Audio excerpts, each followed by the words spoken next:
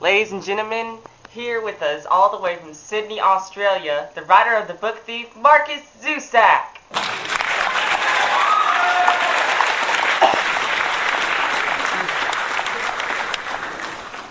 Hello fans, I'm glad to see your fans my best seller, my recent bestseller.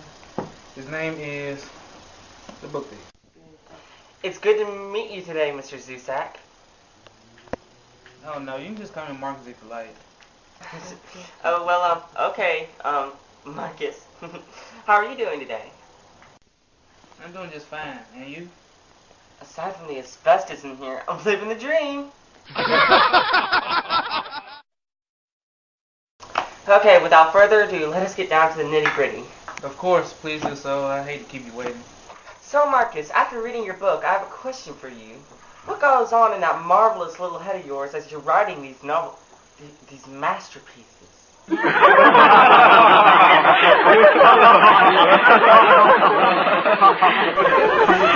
I'm just screwing with you, Markus. Well, if you really want to know the my sense of direction for the book is, you can say it was a bit of fear, anxiety, and a tinge of glamour.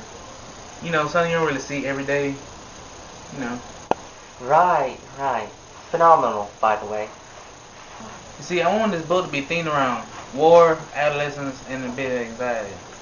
You see, for those of you who don't know, death is a character in this book, by the way. See, every page is written in his point of view. Using these elements, I was gunning for the coming of age genre, originally toward the youth readers. During my early concepts of The Book Thief, I literally wanted to just sit down, start writing an emotionally gripping tale, and publish a book that no young reader has ever read before. I wanted to give you a true sense of dread and realism, a privilege today that is bitterly mistreated. But then I stopped. I thought to myself, this needs to be based on history. So, I needed a story arc that was centered on an actual conflict.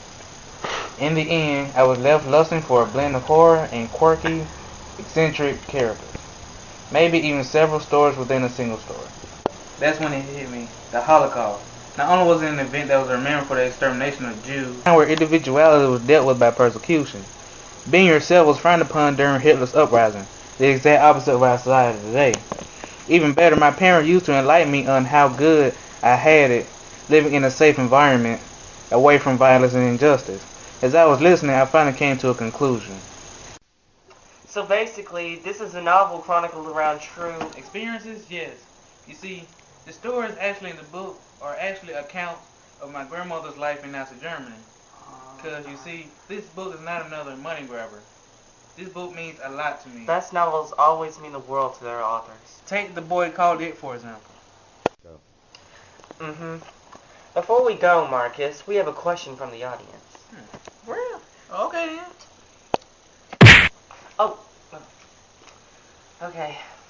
Emily Le Guin says, Markus, with all your success in your book, what would you say to people who want to become novels writers and book writers themselves?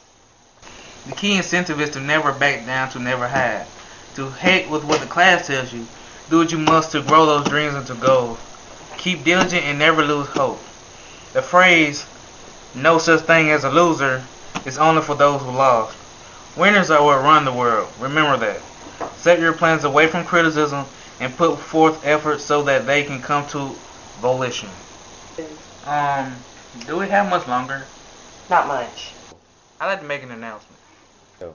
About what?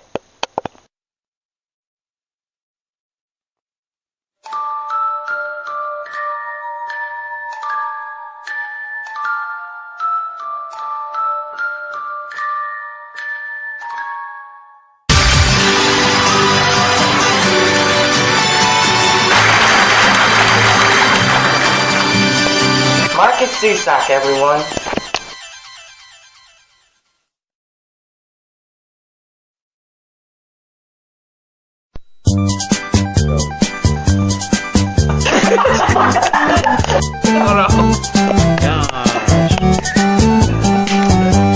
Okay.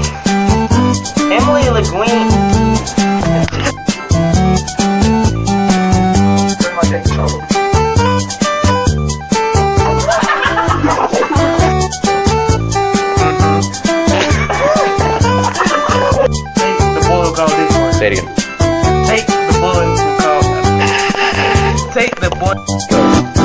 the boys are calling you. Just did it. Go. The best novels are. Jonah, stop. For a few seconds after I finish talking, so one more. The best. Again? Why'd you? See, the stories in this book are actually Go. experience. No, Jordan, no. Begin.